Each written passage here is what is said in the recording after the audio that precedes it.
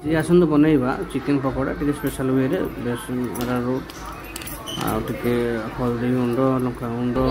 आगु अदा paste लेंबू चिपुड़ा chicken soft करने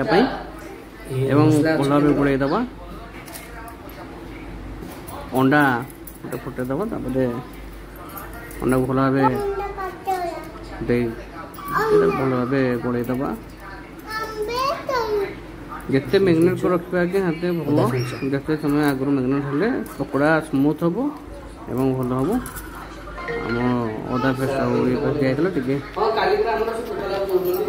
टमाटो सस और चिली सस दे भल भाव आउे पूरा दे भल भाव रखीदबा मैग्नेट कर रखापी पकोड़ा करेंगे मैग्नेट रखिथे मैग्नेट करी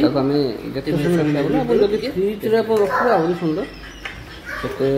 भल ये बाहर आउ थे मैग्नेट बाहर कले प्लास्टर दबा प्याज टे देखिए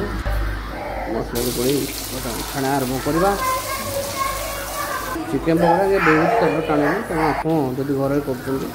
अल्प तेल व्यवहार कर अल्प छाणी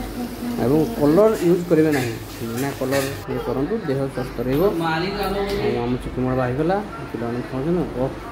टेस्टी कौन टेस्ट हो